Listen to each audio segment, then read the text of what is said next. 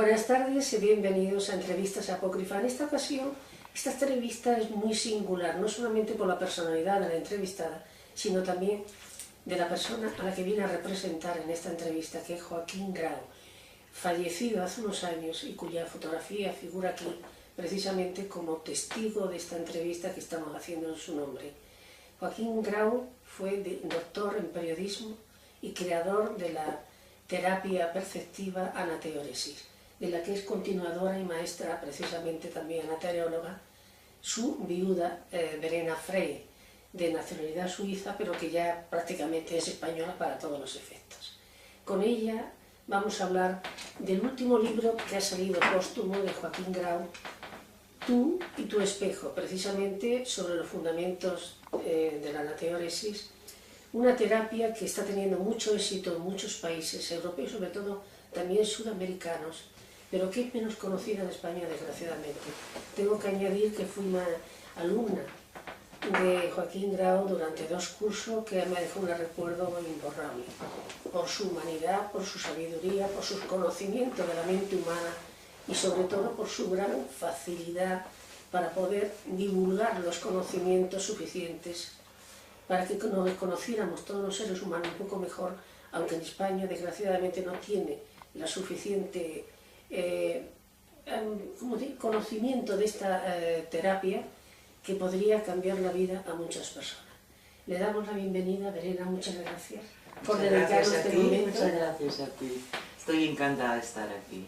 Igualmente nosotros, porque además te conocí precisamente cuando estaba haciendo los cursos con Joaquín, que también tú das clases de lo mismo, de anateoresis, y ahora mismo estás dedicándote a seguir como la continuación de su obra, que es bastante extensa y sobre todo muy importante precisamente esto. Pero había que preguntarte primero, ¿quién fue Joaquín Grau? Uy, esto es muy difícil contestar. Porque fue una persona muy... Estas personas que se conoce solamente una vez en la vida. Exacto. Él es muy difícil, o sea, él era, por un lado, era filósofo, era escritor, era psicólogo, sabía enseñar, tenía un gran sentido de humor y era muy humano y muy humilde al mismo tiempo. Maravilloso. Te podías divertir muchísimo con él riéndote. Las clases eran magníficas. Y es que es muy difícil saber, o sea, yo no puedo explicarlo y he visto que los demás, nuestros alumnos, a veces les cuesta mucho explicar quién fue Joaquín Grau. Fue una personalidad muy compleja, muy rica. Yo siempre digo que yo es la única persona que yo he conocido en toda mi vida, que jamás me he aburrido con él. Efectivamente, con él era imposible aburrirse, porque tenía una amenidad y una capacidad para además empatizar con los demás, para comprender muchas cosas y para al mismo tiempo hacer que incluso sus enseñanzas fueran muy sencillas, capaces de comprender a cualquier persona que no tuviera conocimientos previos de psicología. Y era un maestro, lo que yo siempre le llamo mi maestro. Pero además Muchísimas gracias, muchísimas gracias. No, lo que me alegro... A él no le gustaba mucho que le llamaban maestro. No, pero para los demás, los que hemos tenido la suerte de conocerlos,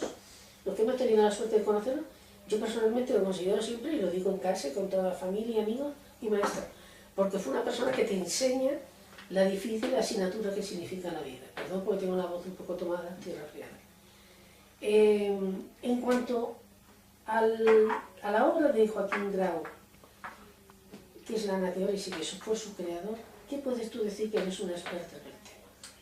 Hombre, él llega a anateoresis. ¿Cómo llega a anateoresis? Él llega a anateoresis estudiando sobre todo los ritmos cerebrales, cómo funcionan según la edad o según el estado donde vive la persona. Entonces él estuvo viviendo con una etnia que todavía vivía en el Paleolítico, que son los Aucas. Entonces ahí él empieza a estudiar los ritmos cerebrales. Se da cuenta que las percepciones son distintas en estas personas que todavía viven en el Paleolítico, apenas tienen las ondas betas, los tienen muy incipientes, apenas las tienen desarrollados, y toda su vida, todas sus acciones son totalmente analógicas. Entonces él empieza a estudiar con ellos y se da cuenta que todos nuestros impactos emocionales que tenemos, y sobre todo en la más tierna infancia, cuando estamos en el vientre de mamá, cuando nacemos, y hasta los 4 años aproximadamente, nuestra percepción cerebral es distinta a la que tenemos como adulto. Porque este bebé, este niño, este recién nacido, todavía no tiene madura las ondas betas, son las del discernimiento, del razonamiento y todo eso. Pero sí, al recibir un impacto emocional que no fue gratificante en su momento, sí lo siente. O sea, como puede ser miedo, o me siento abandonado, o me rechazan, o no me quieren. En el fondo son 5, 6 o 7 emociones. Y entonces estos impactos quedan luego en el inconsciente como dormido, congelado, olvidado, o como quieras llamarlo, me da igual. Los cúmulos traumáticos. Pero esto queda luego ahí, y como dormidito, y a lo mejor nos morimos, ¿no?, con la mayoría de ellos, pero un día, a lo mejor cuando yo soy adulto, me da lo mismo, que sea a los 14 años, a los 20 o los 60, vuelvo a sentir lo mismo,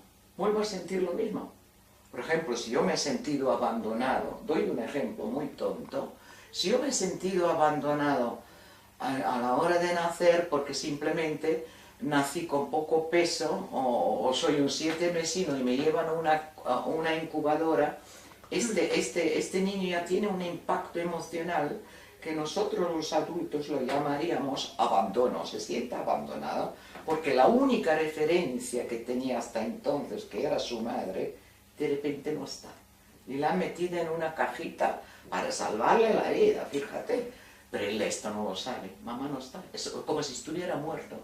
Y tú imagínate que esta madre luego lo hace bien, lo hace fenomenal en la infancia, pero un día cuando él es adulto, vuelve a sentir lo mismo, porque se le muere un ser querido, le deja la novia, o alguien le traiciona. Y esto se despierta, lo tiene ahí en el inconsciente como un volcán que está dormido, pues se despierta. Y a partir de este momento, él puede empezar a somatizar, puede coger una enfermedad física, una diabetes, un cáncer, cualquier cosa, o psicológica. Puede coger una depresión, puede tener miedos, fobias, lo que tú quieras. Es que se ha despertado y somatiza. Entonces, ¿qué hacemos? ¿Qué se hace en anateóresis? Lo que realmente inventó Joaquín, aparte de darse cuenta de dónde viene todo eso y cómo funciona, él estructuró toda una terapéutica respecto a eso, no es pura teoría. O sea, no, es práctica. O sea, el primer libro, este es el segundo que estamos viendo ahora, pero el primer libro, cuando escribe el primer libro, que es el Tratado Teórico de Anateóresis, ahí él lo escribe después de haber hecho muchísimas prácticas, muchísimos pacientes, etcétera, etcétera. Y luego añade la teoría. Entonces, ¿qué es lo que hacemos? Se somete a la persona a una relajación profunda, que no es hipnosis, o sea, la persona está consciente en todo momento, muy relajado, esto sí, se le vuelve a llevar a estas ondas zetas que van de 4 a 8 hercios de frecuencia cerebral, eran las ondas que predominaban sobre todo cuando estaba en el vientre de mamá al nacer y hasta los 4 años. Y se le lleva ahí, y entonces a partir de este momento se empieza a trabajar. ¿Cómo se hace? Siempre cogemos como hilo conductor una emoción, la emoción X. Vuelvo al ejemplo del 7 mesino, que es el más fácil, que se sintió abandonado.